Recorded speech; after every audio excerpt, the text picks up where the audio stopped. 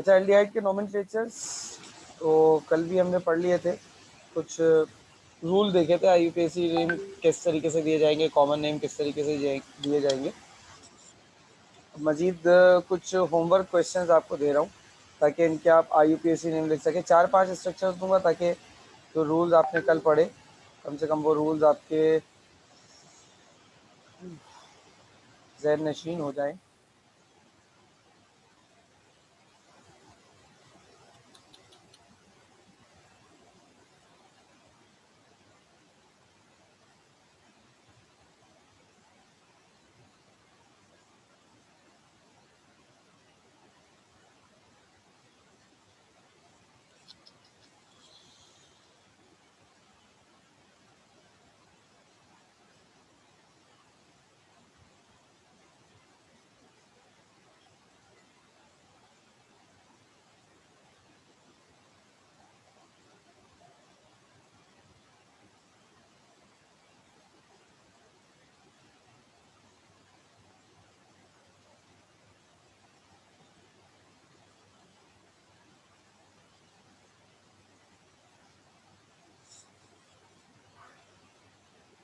ये एक एल्डिहाइड है।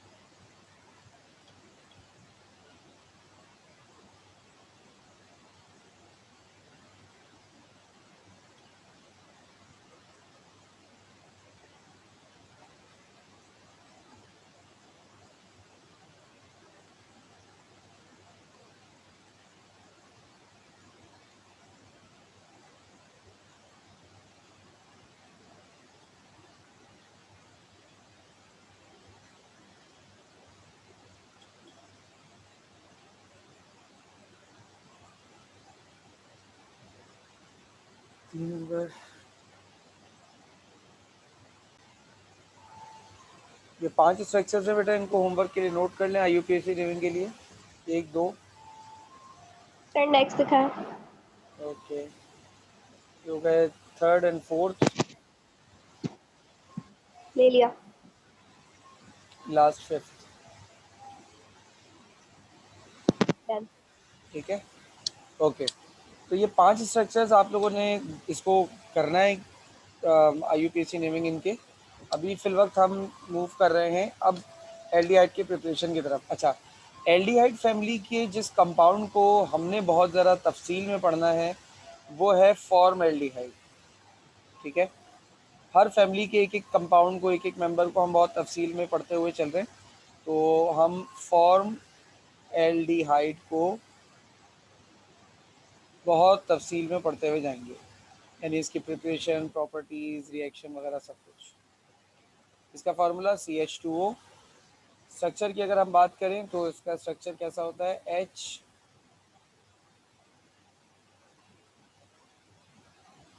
ये इसका स्ट्रक्चर होता है।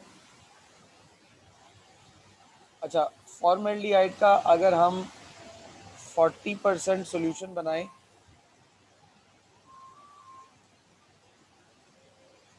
ठीक है, विद मिथाइल अल्कोहल और वाटर, इसका अगर 40% हम सॉल्यूशन बनाएं विद मिथाइल अल्कोहल या वाटर, तो वो कहलाता है फॉर्मलीन। फॉर्मलीन कहलाता है, which is use to preserve life specimen. जो लिविंग स्पेसिमेंस होते हैं उनकी इसको उनको प्रिजर्व करने के लिए इसका इस्तेमाल होता है, लिविंग स्पेसिमेंस। जैसे आपने देखा होगा वो बायोलॉजी के जो लैब होती है उसमें 9 क्लास का मुझे ज़्यादा बेहतर पता है। 9 क्लास में वो जार्स होते हैं, उन जार्स के अंदर मेंढक और वो तरह का पता नहीं क्या क्या रखा हुआ होता है, और उन जार्स के अंदर सिर्फ ये मेंढक वेंढक ही नहीं होता, बल्कि वो मेंढक वेंढक किसी लिक्विड में रखा होता है। वो जो लिक्विड होता है ना, वो फॉर्मलिन सॉल्यूशन होता है, और वो लिक्विड का काम बेसिकली ये होता है कि वो इसको ख़राब ना होने दे। ठीक है, वो जो भी लिविंग स्पेसिमेन आपने, लिविंग ऑर्गेनिज्म वहाँ रखा है, वो ख़राब ना हो, तो ये इसके लिए रखा जाता है। क्लियर है ये वाली बात?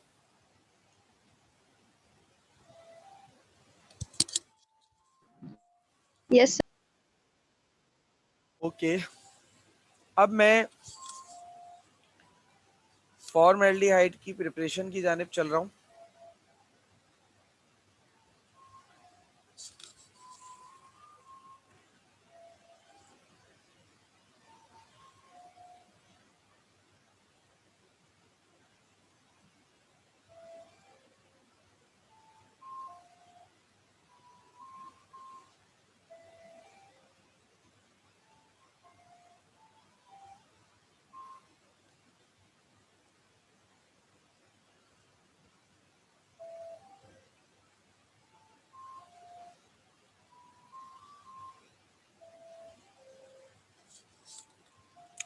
प्रिपरेशन ऑफ फॉर्मल्डिहाइड देख लेते हैं बेटा। फॉर्मल्डिहाइड को बनाने का जो मतलब बनाने के दो तरीके हमारे, दो चीज़ों से बनाया जा रहा है हमारे कोर्स में। एक तो है मीथेनॉल की मदद से, फ्रॉम मीथेनॉल। ठीक है, मीथेनॉल की मदद से ये काम हो सकता है।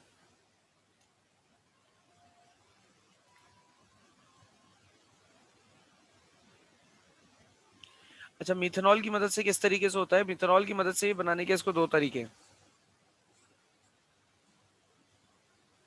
देखिए किस तरीके से। पहला तरीका क्या है? बाय ऑक्सीडेशन ऑफ मीथेनॉल, यानी आप मीथेनॉल लें,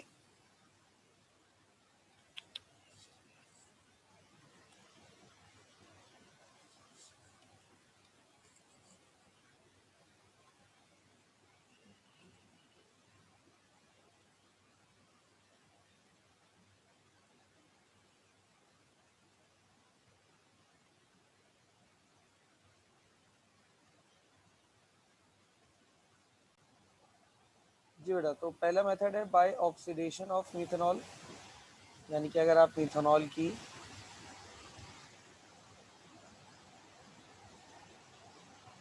ऑक्सीडेशन करवा दें।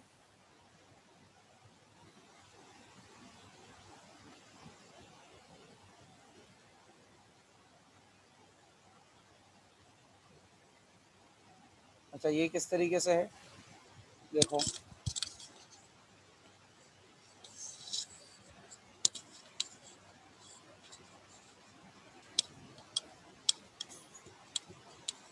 अगर हम मिथाइल अल्कोहल लें या मिथेनॉल जिसे आप कहते हैं, इसको हम इसके अंदर एक ऑक्सीडाइजिंग एजेंट यानी K2Cr2O7 डालें। अच्छा, ये रिएक्शन आप पहले भी पढ़ चुके हो, रिएक्शन ऑफ मिथेनॉल में ये रिएक्शन आया था, वही रिएक्शन मैं यहाँ रिपीट कर रहा हूँ। ठीक है, तो आपके पास मिथाइल अल्कोहल बन जाता है, साथ में इसमें से वाटर रिलीज हो रहा होता है, सॉरी फॉर्मेल्डिहाइड बन जाता है और वाटर रिलीज होता है। अच्छा, अब इसको मैकेनिज्म के मैनर में देखो ये होता है किस तरीके से, यानी कि अगर मिथाइल अल्कोहल हमने लिया है तो ये रहा मिथाइल अल्कोहल, और ऑक्सीडाइजिंग एजेंट का काम होता है नेसेंट ऑक्सीजन प्रोवाइड करना। जैसे नेसेंट ऑक्सीजन प्रोवाइड किया, अब ये हाइड्रोजन यानी एक अल्फा हाइड्रोजन और फंक्शन ग्रुप वाला हाइड्रोजन और ये ऑक्सीजन मिलकर फॉर्म कर जाएंगे water.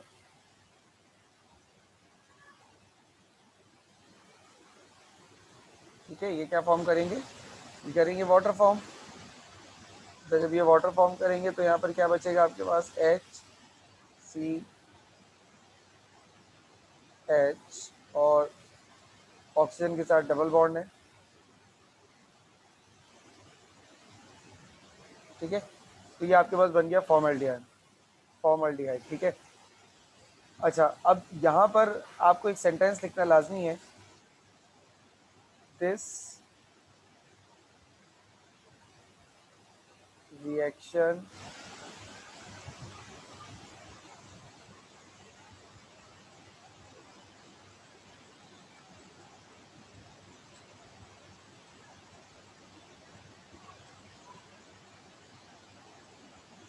this reaction is performed under controlled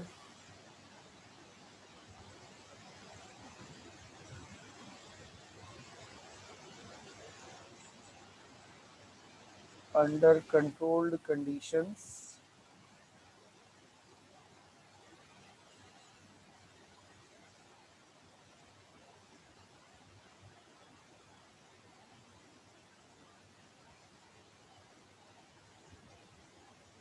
क्योंकि ये कंट्रोल कंडीशन में रिएक्शन परफॉर्म होना है। क्योंकि अगर ये रिएक्शन कंट्रोल कंडीशन में ना हो तो फर्दर ऑक्सीडेशन जो होगी ना फॉर्मल्डिहाइड की, वो उसको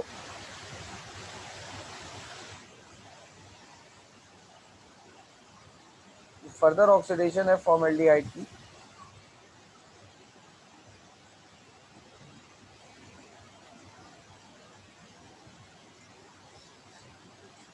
वो उसे फॉर्मिक एसिड बना देगी। ये बात मेरी आपसे मिथाइल अल्कोहल की प्रिपरेशन रिएक्शन में भी हो चुकी है कि ये जो ऑक्सीडेशन का अमल है ये बड़ा कंट्रोल होना चाहिए। क्योंकि अगरचे आपको फॉर्मल्डिहाइड बनाना है तो ये कंट्रोल हो, अगर आपको फॉर्मल्डिहाइड नहीं बनाना तो आप मतलब नॉर्मल बिना किसी कंट्रोल के रिएक्शन परफॉर्म करो। क्योंकि बिना किसी कंट्रोल के ये जब रिएक्शन परफॉर्म करोगे ना तो ये रिएक्शन मतलब ऑक्सीडेशन का जो अमल है ये फॉर्मल्डिहाइड पे रुकेगा नहीं। फॉर्मल्डिहाइड बनने के बाद, क्योंकि फॉर्मल्डिहाइड भी एक रिएक्टिव सब्सटेंस होता है, तो फॉर्मल्डिहाइड जो है वो ऑक्सीजन से रिएक्ट कर जाएगा। ठीक है, और वो फर्दर ऑक्सीडाइज हो जाएगा। जब वो फर्दर ऑक्सीडाइज होगा तो आपके पास ये बन जाएगा फॉर्मिक एसिड। ठीक है, फॉर्मल्डिहाइड इज वेरी रिएक्टिव, तो फर्दर रिएक्शन करके वो फॉर्मिक एसिड बना देगा। ये हमारे पास पूरा मतलब इसका अमल हो जाएगा, यानी कि ये जो चीज़ आप देख रहे हो ये हो जाएगी बेटा, ये क्या कहलाएगी, फॉर्मिक एसिड कहलाएगी।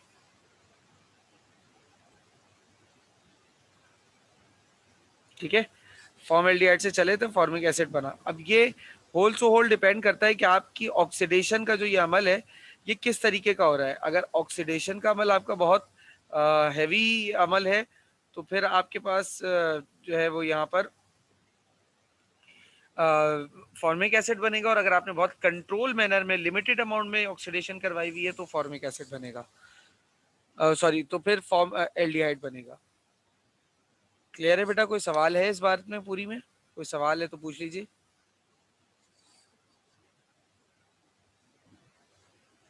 नो सर, क्लियर है। ओके। अच्छा, इसी का दूसरा तरीका क्या है?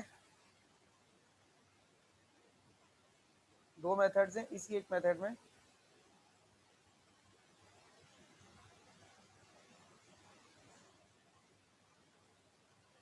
तो प्रिपरेशन अभी हम देख रहे हैं बाय डिहाइड्रो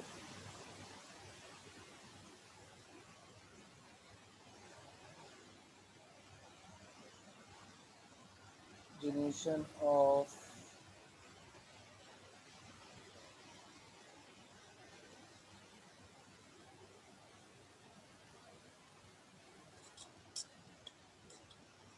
मिथेनॉल की अगर डिहाइड्रोजनेशन करा दे,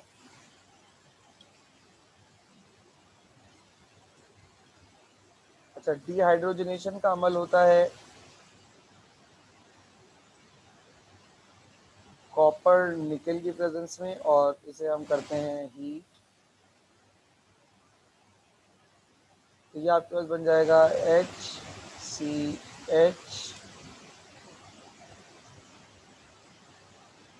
या ये आपके पास डबल बॉन्ड, ठीक है, फॉर्मिक एसिड बन गया। अच्छा, अब यहाँ पर क्या है, जब कह रहे हैं कि डिहाइड्रोजनेशन हो रही है तो इसका मतलब हाइड्रोजन यहाँ रिमूव होगा। मैकेनिज्म के मैनर में देख लो किस तरीके से होगा।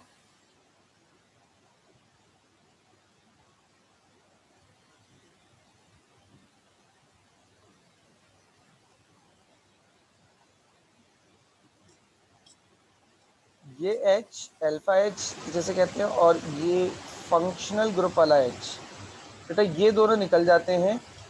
अच्छा, ये दोनों कैसे और क्यों निकलते हैं? ये दोनों निकलते हैं कॉपर और निकल की वजह से। कॉपर निकल कैटलिस्ट की सूरत में जब हम इनको हीट करते हैं ना, एक हाई अमाउंट पर, तकरीबन लगभग ये 300 डिग्री सेंटीग्रेड पर ये रिएक्शन हो रहा होता है, तो जाकर कॉपर निकल या कॉपर ऑक्साइड और मोलिब्डेनम ऑक्साइड, इस तरह का जो कैटलिस्ट होता है उसकी सूरत में, तो ये हाइड्रोजन दोनों रिमूव होकर H2 बनाते हैं।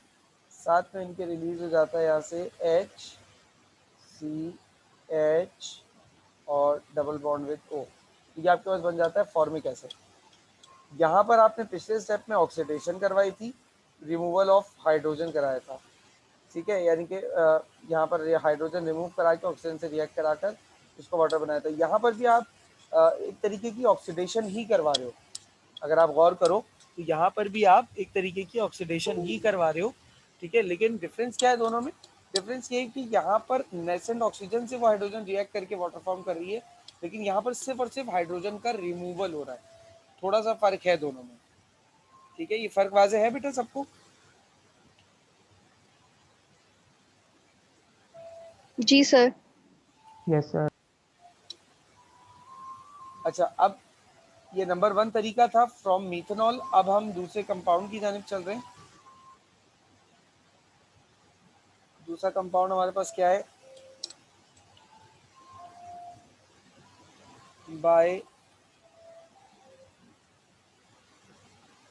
Dry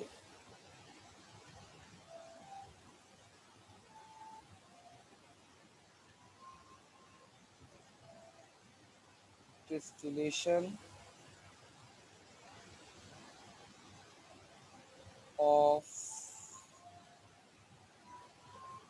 calcium formate।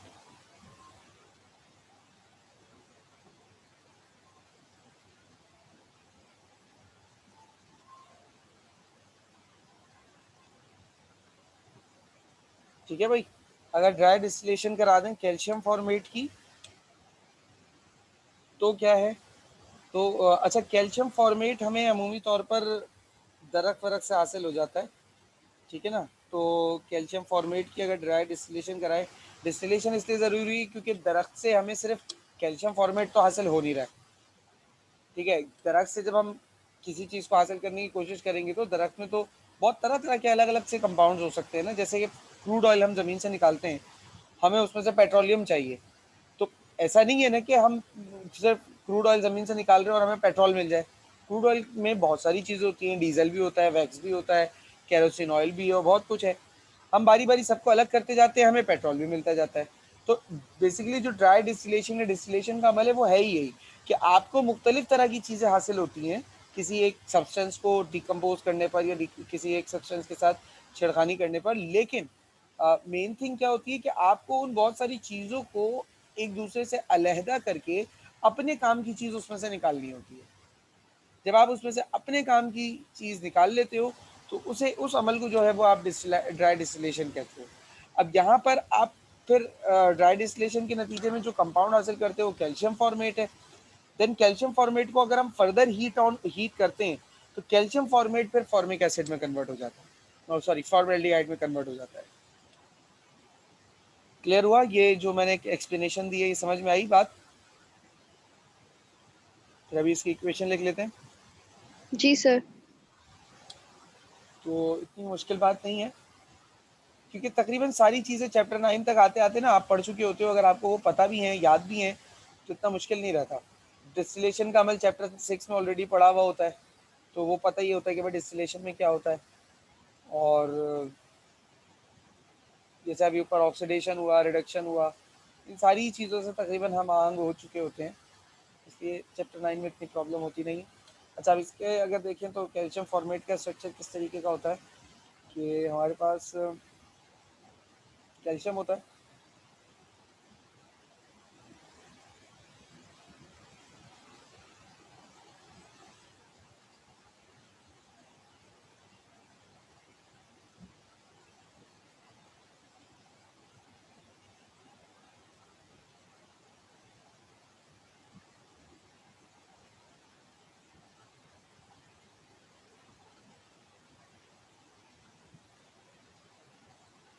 ठीक है। अच्छा, अब आपने जब इसके ऊपर कंडीशन अप्लाई की तो ये कैल्शियम, एक कार्बन और ये 3 ऑक्सीजन, ठीक है। तो क्यों, यही क्यों, ये -1 ये -1, पहली बात तो। अब जब कंपाउंड यानी कि ये स्ट्रक्चर पूरा डिकम्पोज होगा तो कुछ इस पैटर्न में होगा कि कैल्शियम जब अलहदा हो तो इस स्ट्रक्चर से वो एक कार्बोनेट फॉर्म कर सके, यानी कि कैल्शियम कार्बोनेट। जब वो कैल्शियम कार्बोनेट बनाएगा तो बेटा इधर आपके पास बचेगा HC और O,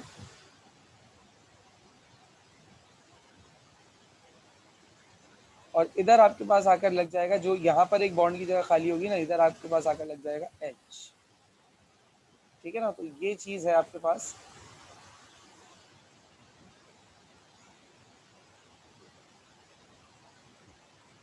ठीक है।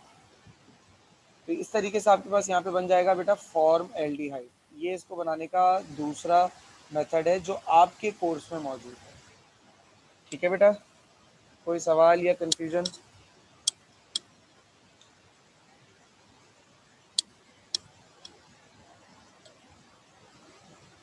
क्लियर है सर। ठीक है।